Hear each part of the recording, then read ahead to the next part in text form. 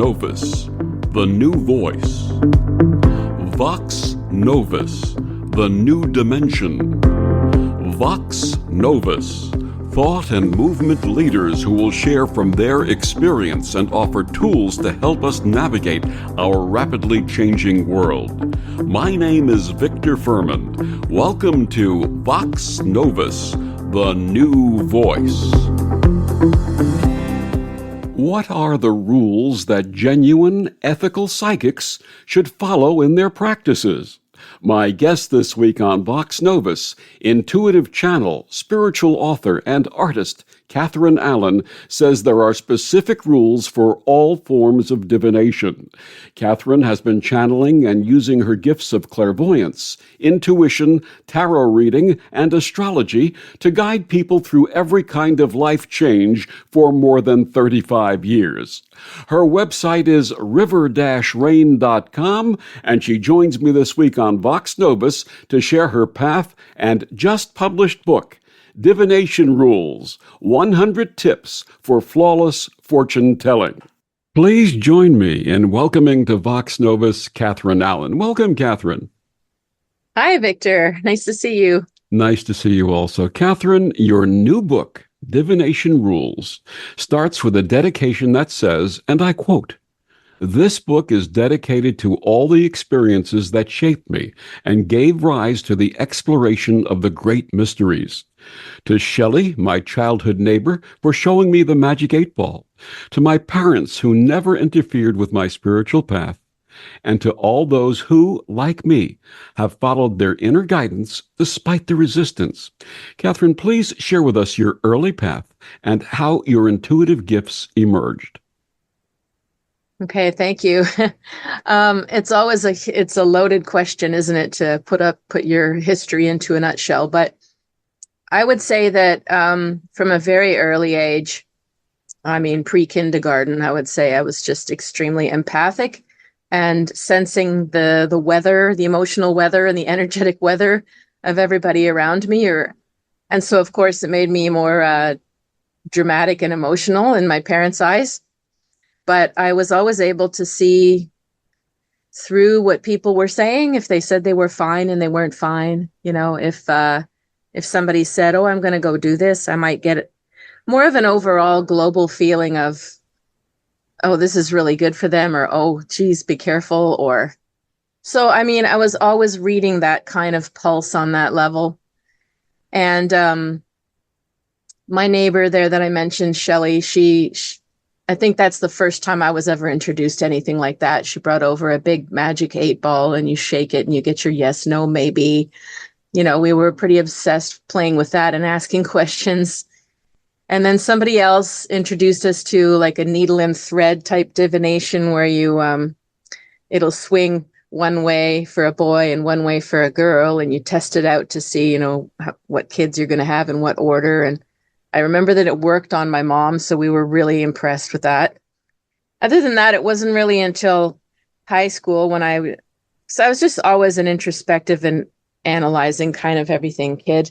Wanted to know why all the time and wouldn't settle for less than the truth. So, that sets you off on this path, I think. So by the time I reached high school, obviously I could read people a little better. I could sense more of my intuition, what was going on around me with people around me. But it wasn't until I was around 15 in the, splitting up with the family in the shopping mall, and I ended up in Kohl's, which doesn't exist, I guess now. And I still remember vividly the moment that I looked at an upper shelf and saw an astrology book. I was like, what is that? And opened it up and found my birthday and started reading. And it was like the first revelation of anything that ever told me maybe who I was, because I didn't really feel like I fit in our family in many ways.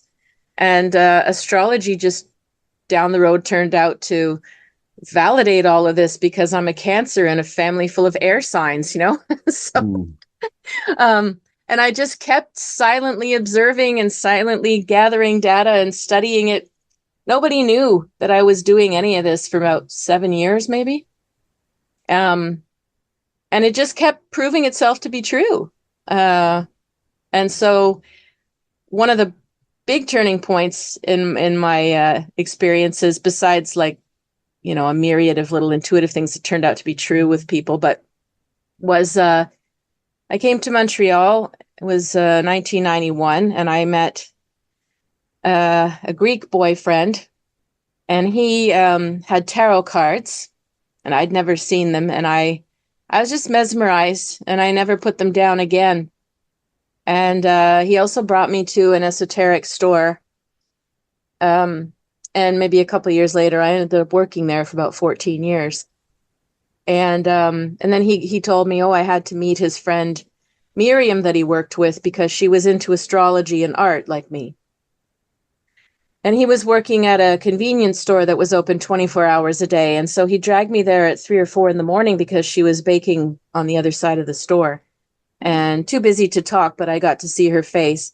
And literally within about 3 weeks of that moment, I stepped out on my back balcony, and so did she. And she was my next door neighbor. And we had no idea. And from there on in, she apprenticed me in all this astrology and art things and cooking, like all kinds of things. She just mentored me.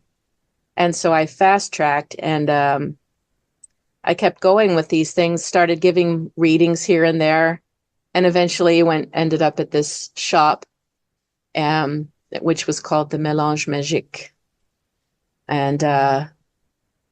And then that really became the full-on initiation, because it was a pagan shop and people were doing all manner of everything in there. Wicca, ceremonial magicians. But we also at the beginning housed all the New Age, all the self-help that was new, because it's still the 90s, and it was just the best place I'd ever been in my life, I think. I was just surrounded by like so many fascinating things to learn, and my intuition grew stronger. I learned to name what was going on with like the clairs, the clair abilities, clairvoyance, clairaudience. These were all just happening without me really knowing what they were. And then I started to be able to name what it was that was always happening. Same with mediumship. That just happened. I wasn't trying. And I didn't know what a medium was until I told people what kept happening to me. So in this way, I sort of trust my process because I never went out craving it. Naturally unfolding. Yeah. Yeah. Would you describe which of the clairs do you resonate with, that you feel the most comfortable with? The clairvoyance, I think, came the strongest at first. I'm very visual, so I get flash visuals. Clairaudience, definitely, that took longer, but I was able to realize when I was hearing something that didn't feel like mine in my own head. And clairsentience for sure, because that's how I grew up, just overall visceral, emotional, feeling energy, feeling great around some people, feeling ill in some places, whatever it was, like random physical sensations that would happen with customers and then disappear when they left, stuff like that. Thank goodness. I'm glad I don't have the I forget what it's called now, the one with the smell. I'm sort of glad I don't have that one. Clairolfactance. Right. I'm glad I don't have that one. Was there anyone else in your family when you were younger who shared your gifts? I know in many families these gifts run, perhaps not spoken about, but did you ever learn of any of them? Yeah, that's a funny thing, because it took them until maybe my 40s before it's like, well, we're like that too. We sense things like that too. Like, okay, well, you never told me while I was going through it as a kid.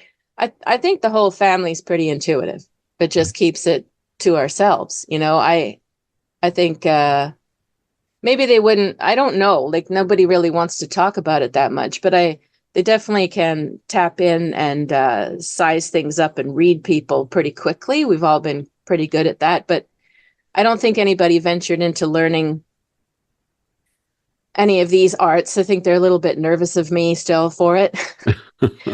But I still have a bit of a mystery with one grandfather that I never got to know. He died before I was born, but he was born in England and he was a Freemason. And we're talking about the late 1800s. Mm-hmm. So it's very hard to say. I was on a bit of a mission with that to try to connect, and I went to England to see where he was from. I connected with an occult store called the Atlantis Bookshop in England, and she told me, there's a registry and you can go see whoever was a Mason or not. And I said, well, I know he was. It's just, how do we know the ones that were in it who would have elected to study the esoteric arts or not? And she said, you really couldn't know. And I always just sort of had hoped that someone in the family maybe was paralleling this. But I do have a couple of cousins, an uncle that grew up in a haunted house. They even had brought someone in to have it cleared, and it still didn't completely work. So I have two cousins that used to sleep outside in the backyard or up in a treehouse because there were entities in the house. And yeah, and finally about a year ago, I got to visit one of them because now, like, he's maybe 60 and I'm in my mid 50s. Finally, we can talk about this. And he described what he was seeing in his room. And then there's a particular entity that was in this house because they grew up in a house that was a former War of 1812 hospital. And it was part of the Underground Railroad. So there was a military general that was in one of these bedrooms. And I remember they put me in that room when I was visiting once just to probably test me out.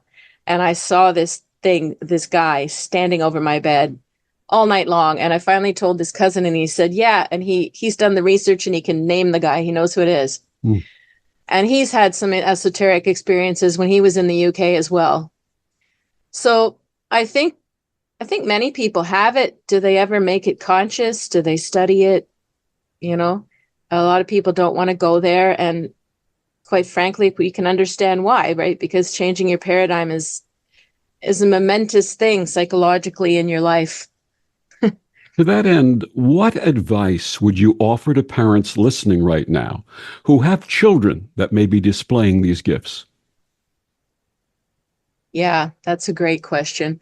I do once in a while get parents coming, and it's, that's very rewarding because if you can save somebody the pain, of going down all kinds of roads, I think that's a lot of what motivates me to write these books is, to concretely put into words when you can trust that these gifts or these things are happening are real versus what is a sign of, let's say, a psychosis you should worry about, or when do you need. There's been many people who've come to me that they've been diagnosed with all kinds of things. Doesn't mean that they don't still have some of these gifts. So, like, the advice to parents, I guess, to me would be to try to explore in more detail with the child what they're like. Believe them at first, explore what they're getting. You just want to make sure that they're safe and they're not like, I've met many people that brought me into their homes to cleanse the energy of their home because the child is seeing something in the room and that thing isn't necessarily good. So we want to make sure we don't just go open wide and talk to it. We don't know what they're encountering. So to me, some protective things would be to help them talk about it, help them maybe draw it, but also to do meditation and like simple kind of protection. Because a lot of parents that have come to me where the kids see something in their room, I very often guided them to put something in the room that makes the child feel safe. Some people it's religious, some people it's a superhero, but if they put something in the room that the child feels is strong enough to overpower whatever if they feel threatened by it. But if it's like psychic gifts and they're reading other people, it's just, I should write a book just on that because it's so hard, because socially it's going to be tough for anybody. No matter how old you are, if you're seeing a layer of stuff that most people don't really want to confront or talk about. So I think the more you believe them or talk about it or can validate, you're right about Susie, but we're not going to tell Susie or everybody around her, but I can see what you mean. One person to validate you can often be enough, Growing up in the 1950s, when I would relate what I was seeing, sensing, or hearing to my parents, I was told that I had an overactive imagination. And shutting me Mm-hmm. down that way was not a good thing to do because I actually shut down and didn't reopen until my mid to late 30s when my path reopened. So my advice to parents would be listen to what your kids have to say.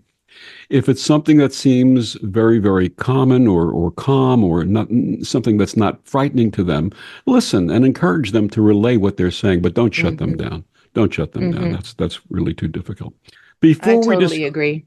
Thank you. Before we discuss your new book, Divination Rules, please share with us about your earlier books, starting with A Little Bit of Intuition and Introduction to Extrasensory Perception. What inspired this book, and what do you share with readers? Okay. Yeah, I still love my little intuition book. Um, it was just such a great way that it all happened as well, because like it was sort of divine intervention that got me this opportunity to write the book. And I wrote that book in about 8 days. It's literally channeled. It's sort of like everything that I ever needed to say that was just so clear that I was ready to teach people just came bursting through like a birth or something. Um, so basically, it's a pretty clear. I've been told that it's very clear and easy to read, and it's sort of like a textbook in a way for what the clairs are and what they aren't. When are you? What's the difference between projection and intuition, fantasy and intuition, and fear and intuition? Because in my experience, when intuition is accurate, it doesn't come with emotion.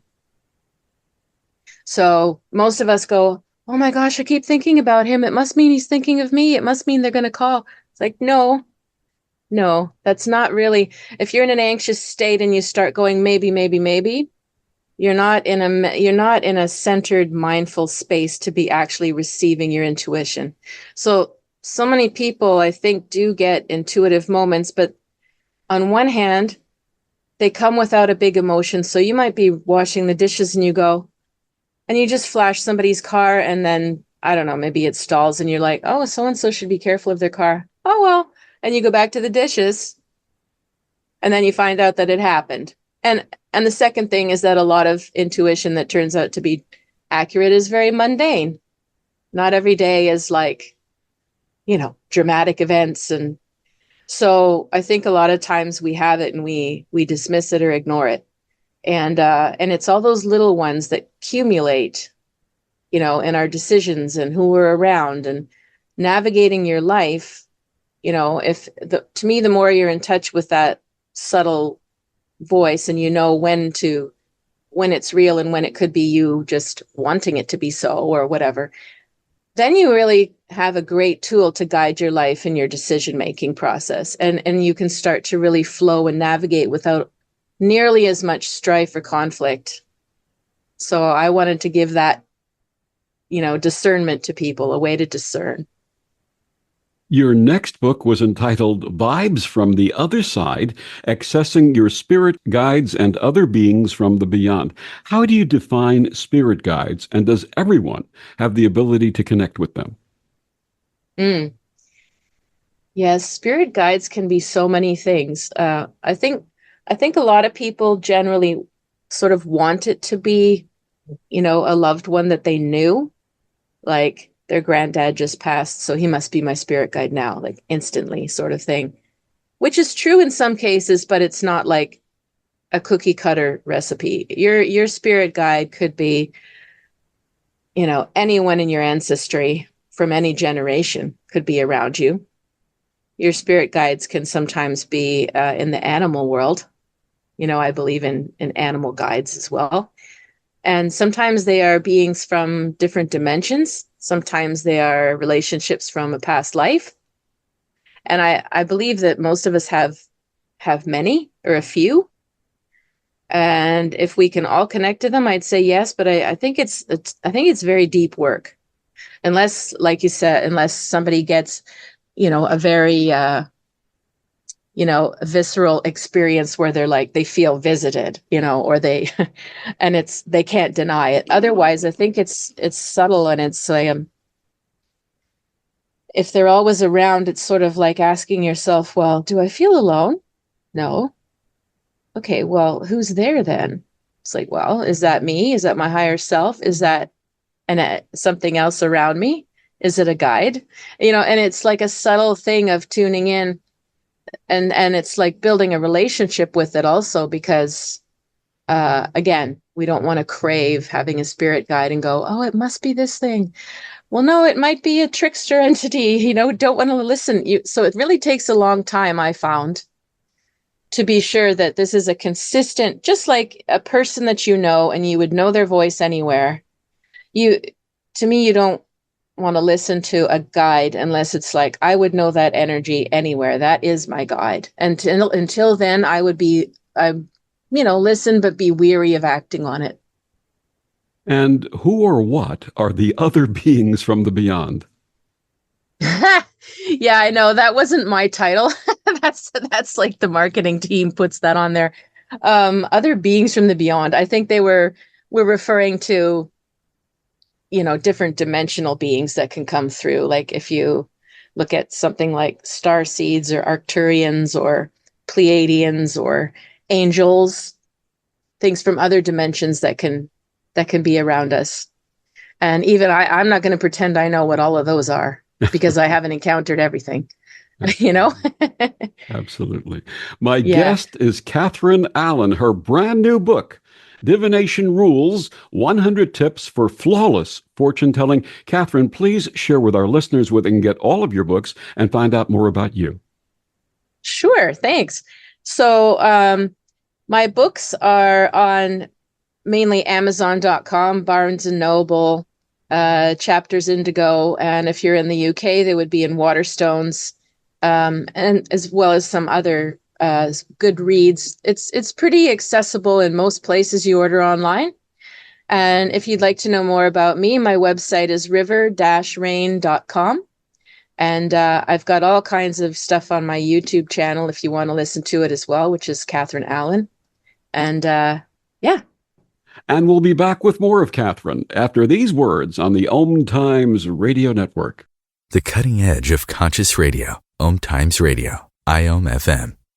Om Times Magazine is one of the leading online content providers of positivity, wellness, and personal empowerment. A philanthropic organization, their net proceeds are funneled to support worldwide charity initiatives via Humanity Healing International. Through their commitment to creating community and providing conscious content, they aspire to uplift humanity on a global scale. Om Times, co-creating a more conscious lifestyle. More than 24 million Americans have an autoimmune disorder, and that number continues to grow. I'm Sharon Saylor, and I'm one of those 24 million. To put that number in perspective, cancer affects about 9 million and heart disease up to 22 million. That's why I've brought together top experts and those thriving regardless of their diagnosis to bring you the latest, most up-to-date information. Join me, Sharon Saylor, Friday night, 7 p.m. Eastern, for the Autoimmune Hour on Life Interrupted Radio to find out how to live your life uninterrupted. Hi, this is Bill Maher. I can find humor in almost anything, but one thing I never laugh about is cruelty to animals. If you don't get the joke either, write People for the Ethical Treatment of Animals, 501 Front Street, Norfolk, Virginia, 23510. Back on Vox Novus, my guest this week is Catharine Allan. Her brand new book, Divination Rules, 100 Tips for Flawless Fortune Telling. Congratulations, your brand new book was just published. You excited about it? I'm very excited about this one because it's so ancient, the practice of divination, and it's so different from culture to culture. And it's just really, it leads to just amazing conversations. It's vast, really, when you talk about 100 different examples of it. And I taught a course, an extracurricular course for McGill last year about divination. And we had a range of different people from different countries. And it became really rich to talk about some of these things. It put people in a very pensive state as to, like, why is it okay to use tarot cards in England, but it's not in I think this guy was from Saudi Arabia. Mm. But he said, oh, yes, but we do use coffee and tea. I'm like, okay, so you sort of ask yourself, why is that form of divination fine, but cards are not? And why, and then it gets into a lot of history, which I don't pretend to know the history of the world, but it's really fascinating. So I'm excited because I think the book will open up a lot of really fun conversations and some learning. Share with us a little of the history of divination. Yeah, so I mean, really, divination is as old as as the planet. I think honestly, there's just we've been using different methods for centuries and centuries to get a glimpse of a potential future or a pattern regarding everything, even related to survival. Some divination was ancient Egypt would have based that on the flow of the Nile. A lot of studying of astrology would have originated with observing the moon and observing the behavior and the tides before the ancient Greeks would have started to narrow it down or the Babylonians even, with the star patterns and who seems to fit into what behavior based on when they're born and constellations. And it's centuries of evolution, that brought us to what we have now. But, there's like, my goodness, it's hard to describe a whole history of it. All I can tell you is we have always looked for some sort of signs, whether, our crops are going to grow. We have to observe our environment. Is it a sign if the birds are acting a certain way, because that means we're going to get rain or we're not, which means we can feed ourselves for the winter or not. It really did go back to that at the beginning with throwing chicken bones or observing. I don't know. I don't remember all the names of all the Mansi type of, of all of them. But yeah, they exist for most things in the natural world on the survival level. Chicken bones, would that be then you get into astrology and tarot. Chicken bones, would that be chickromancy? Maybe. I'd have to look up. And of course, those who practice divination in certain cultures were considered to be very, very special. You think of the oracles of Delphi, for example, and how the leaders would come to them and ask for information in terms of wars, in terms of population, in terms of governance. Yes, exactly. And yeah, that's the thing. I believe it was really with I believe it was Constantine that separated out these arts from what they would call science. Before you would have had, Socrates or whoever, or the scientists, Kepler or whatever, they would have been studying astronomy as well. And some of them astrology. It was all together holistically until they separated it out with church. And then they became heretics, or like, and then at the same time, a lot of important people still consulted them. Like you said, whether it was the Oracle of Delphi or Winston Churchill, I believe it was Canada. I think he came up here to consult an astrologer during the war for advice.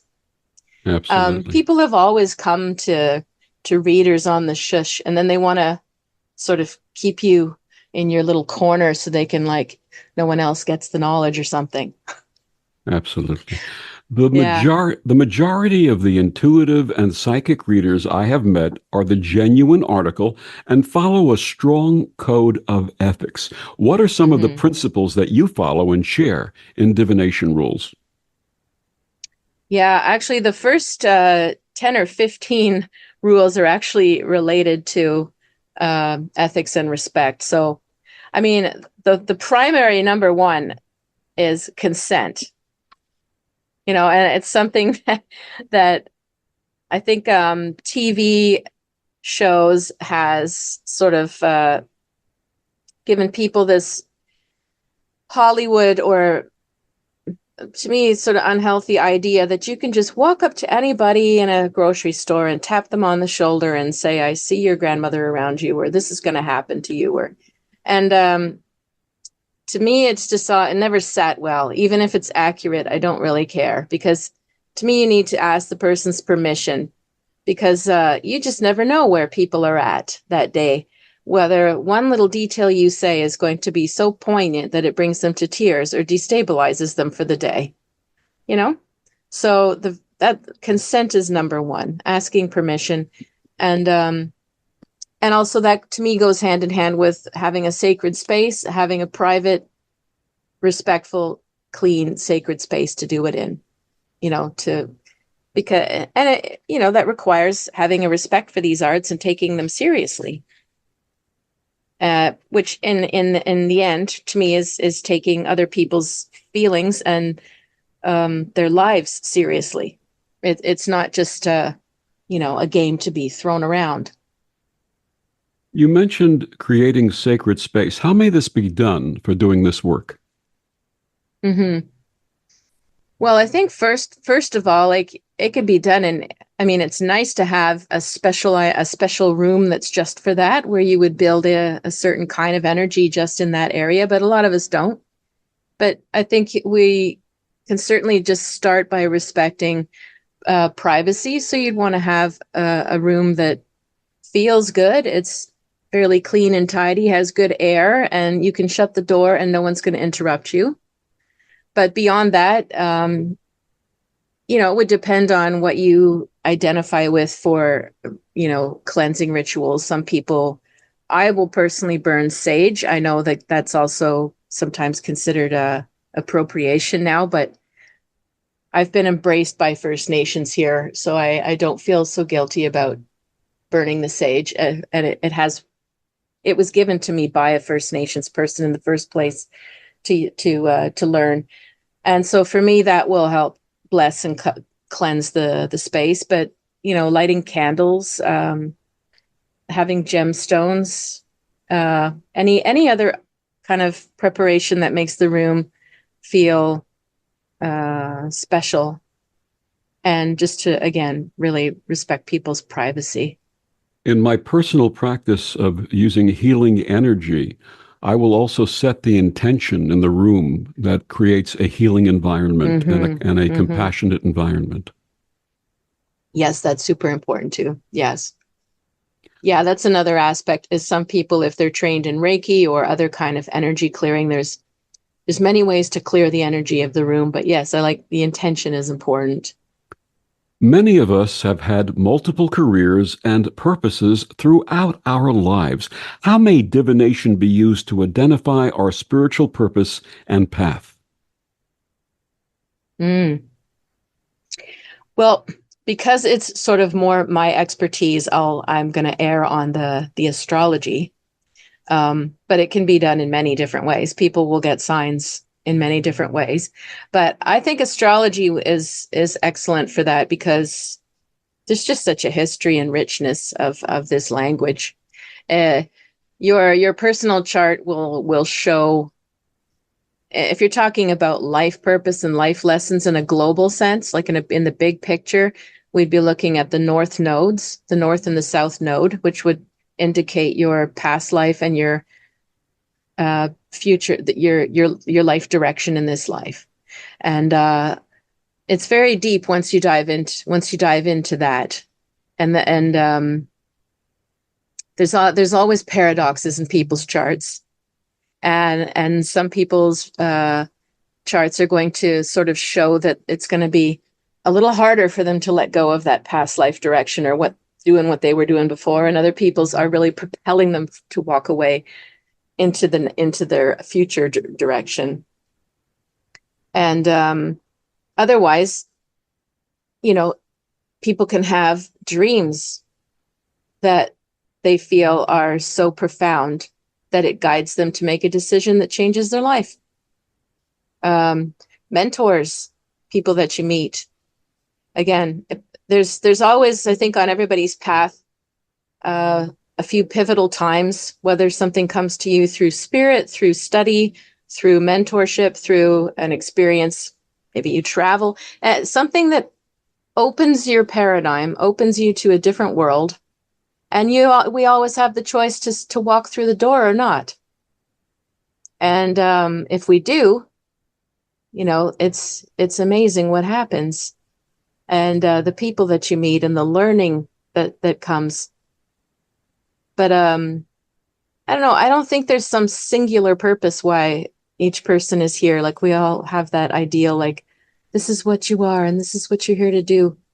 I think there's lots of people who are here to do many things, or their role here on Earth is not a recognizable title or something.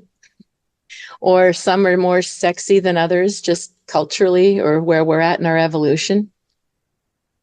Some of us are here to be listeners. Yeah, absolutely. Right? Or whatever. So people want their purpose to be, you're supposed to be like that. And then some status type of title or goddess or something. So that's where I like looking at the chart to give an idea of like, what are you personally here to work on and grow towards in this life? Don't worry about society says you should or shouldn't be, or whether you're there on time or not, sort of thing. It's funny. There's a show that used to be on Lucifer. And one of the things that the Lucifer character would ask people, what do you really want? And that's something that I've been teaching people when I was in industry and working with people who worked for me. I would say to them, what do you really want to do?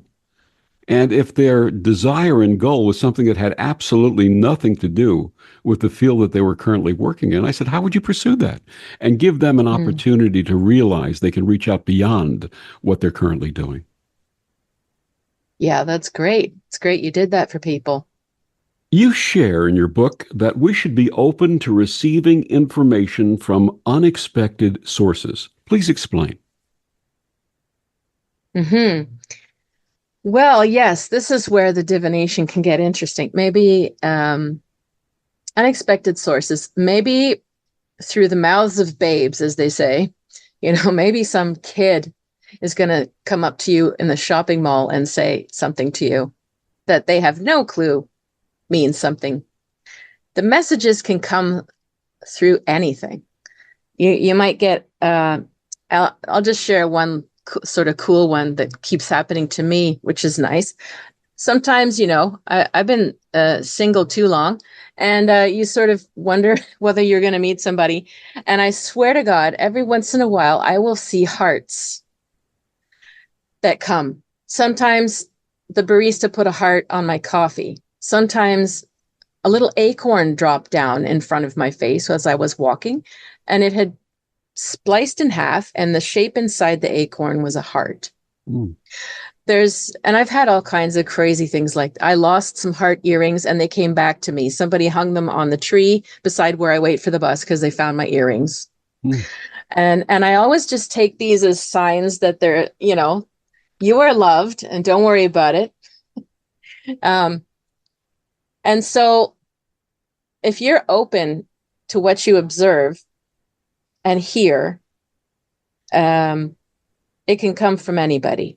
We often think, spiritual advice should come from I don't know, a yogi or a guru or something. But as I said, maybe it's a guy, somebody passes by you on their truck on the highway and rolls down the window and says something to you that you never forgot. You just never know. So it's to be open to like what strikes you, what makes you think, and don't worry about the source of it. It's like it came to you. Listen, see what it gives you. Listening, absolutely. One of the things that I've always shared is when I hear guidance, a voice, the clairaudience, if it's a soft voice giving me guidance, it's probably correct. If it's something shouting at me, telling me to do it anyway, that's ego, and it really has no place for us to follow. So listening for that, what they used to call the soft, quiet voice within, is often, for me at least, the greatest source of information. I totally agree. I'm sorry, go ahead. Yeah, I totally agree. I just wanted to add one thing to that, because yes, often even with the spirit guides question that you offered, it's the same thing. Spirit guides don't go, hey, I am your spirit guide. Go do that. No, it's not gonna. Very often they just they're just standing there and they can give you a thumbs up or they shake their head yes or no. True guidance is gentle. I totally agree. Absolutely.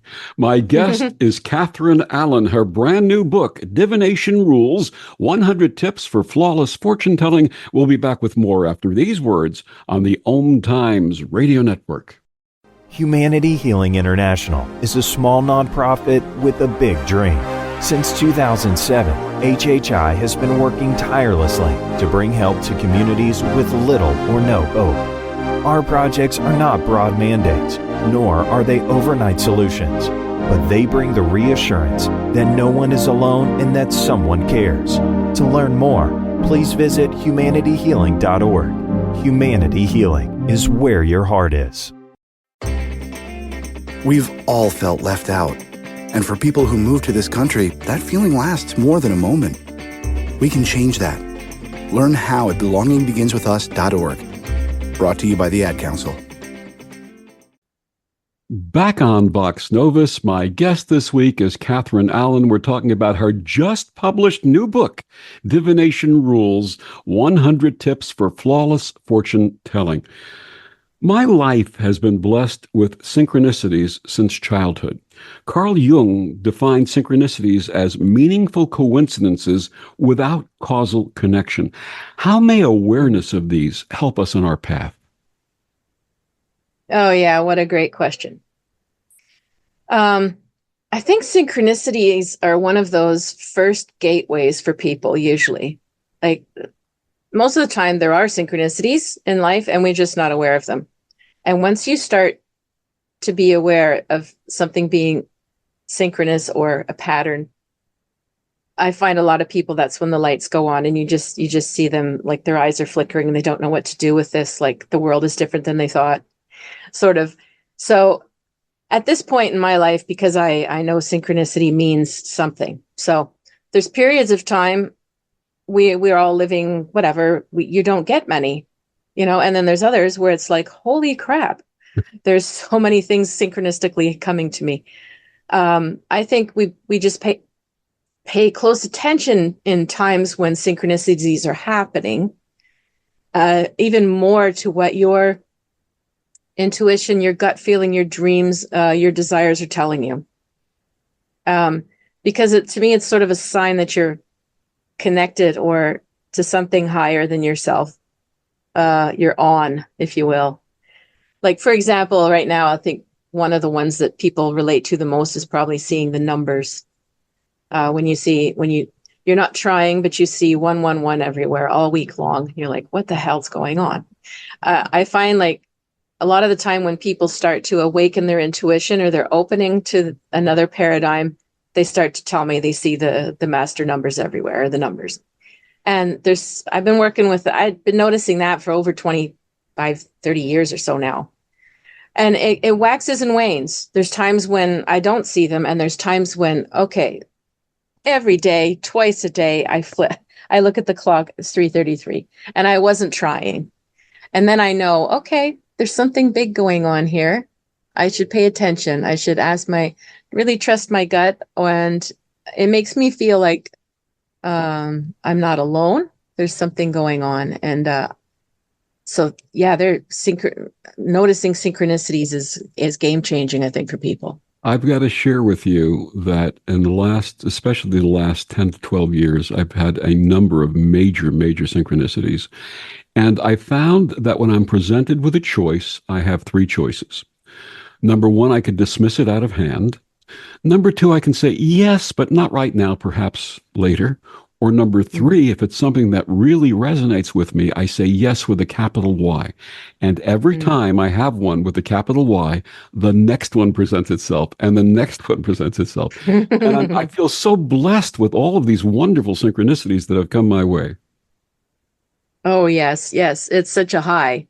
Well, like when you spot them and when you are ready to say yes, yeah, it can bring you on such a fast track, eh? Absolutely. It's incredible. Yeah, Absolutely. You can leapfrog, literally. Absolutely. When you're trusting the flow like that. Absolutely. Now let's discuss some of the other tools of divination. You talked about astrology. Let's talk Mhm. about tarot. What advice do you offer beginners in learning to select and use a deck? Yes. Well, I mean, the classic deck people learn with would be the Rider-Waite.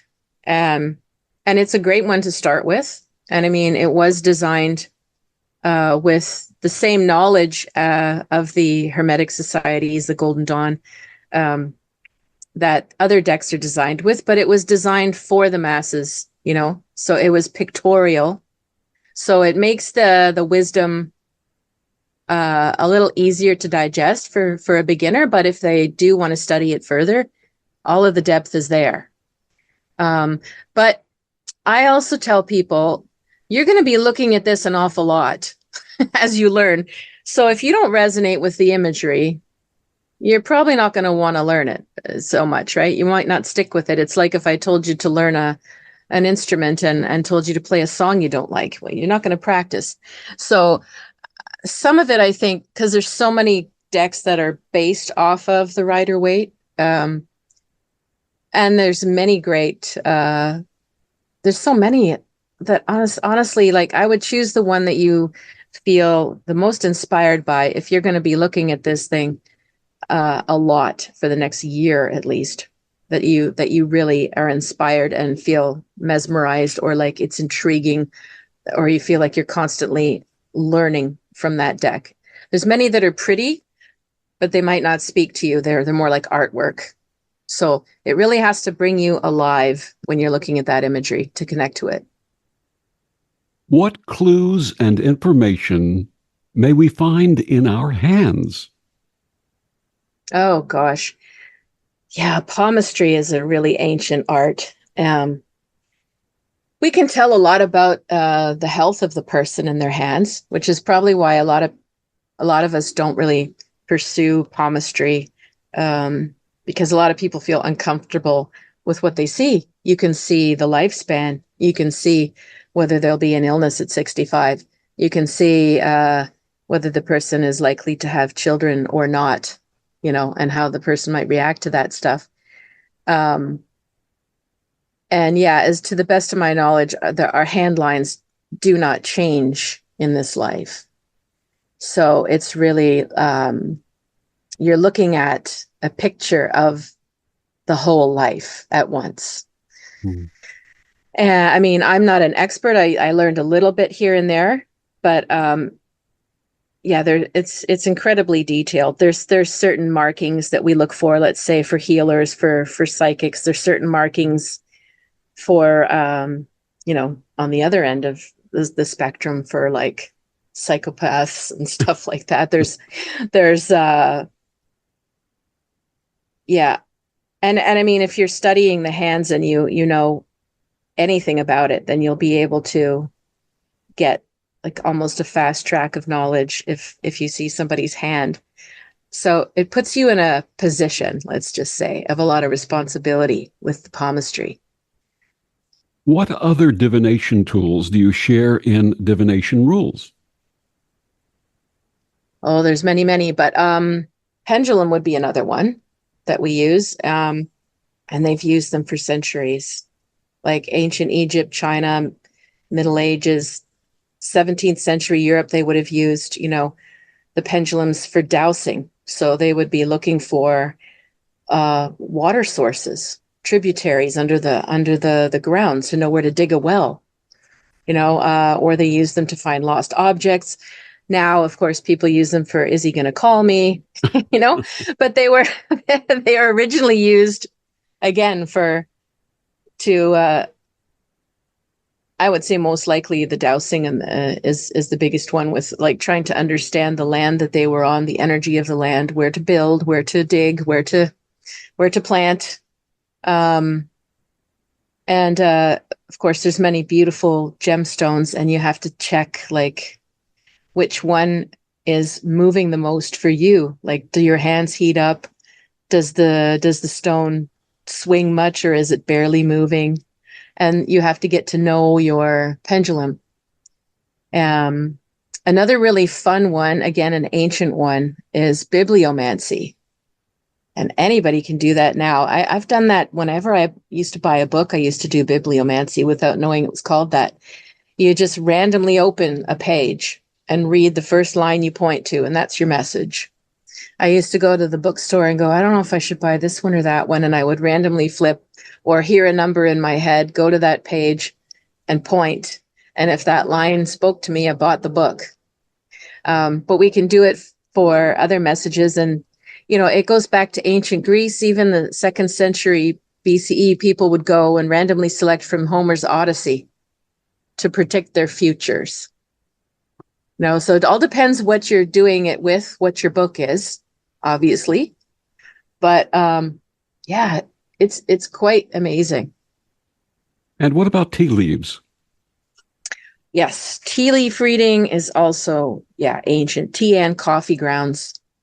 And that's a really fun one as well. And there's a, you know, a tradition of how you sit and brew the tea, and then you drink it till it's got a little bit of water left, and then you spin it around the cup and roll your cup slowly and let the leaves just sort of stick where they will. And then finally you have the cup sort of at a right angle with the handle at the bottom, and drink your last sip, and then let the cup dry. Turn it over and let it dry. And then you interpreting, again, symbols that you see in the cup. And I'm sure a lot of people who have channeling abilities probably started to channel the energy of the person from those formations. And then other people could just itemize, oh, well, I see a bird. Birds mean this, you know. But yeah, even what different symbols mean can change culturally as well. You know, even different colors mean different things in different cultures. So that's where it gets really interesting. Who's reading the cup and for whom? Yeah, it's a very interesting one. And information can be extracted from our names. Yes, that's another old one. Yeah, you can do there's meanings given to most names. I'm not sure who did the original name book. Was it going back to Judaism? Probably I'd have to read my own book again. Probably Kabbalah. Kabbalah, yeah. But you can do the numerology of your name as well, based on a number for every letter, and add up your first name. You can add up the whole name, but it's interesting to break it down and see, well, what was your last name? Because that's what you carry with your generations of that name, that numerology or that meaning. And when you put them together, it can be pretty fascinating. I know that my name, Catharine, means purity in many cultures. I believe Greek. And Allan, I think, was something about being smiley or happy or something like that. I have to look it up again. I remember it was just like a happy-go-lucky thing. Wonderful. And yeah. What would you like readers to take away from divination rules? Oh, what I would love is that they connect to maybe a number of them that speak to them, hopefully at least one, that they would actually start to use and implement, and start to open that gateway to seeing the mysteries of the world, and to seeing the symbolism and the synchronicities that happen every day. On the other hand, it would be great if the takeaway is just, you know, a respect for how pervasive this has been through our culture, ancient and today. Absolutely. My guest, Catharine Allan, her brand new book, Divination Rules, 100 Tips for Flawless Fortune Telling. Catharine, one more time, please share with our listeners where they can get all of your books and find out more about you. Sure, thanks. The books are available at most outlets online, but for sure Amazon.com, Barnes & Noble, Chapters Indigo, and if you're in the UK, Waterstones. Also, I believe they're on Goodreads, but you can check most online sources will have them. Otherwise, my website is river-rain.com, and I have a YouTube channel as well that you can go visit, and I do astrology and tarot for every new and full moon. And what do you offer on your website? On the website, I offer a lot of various styles of readings.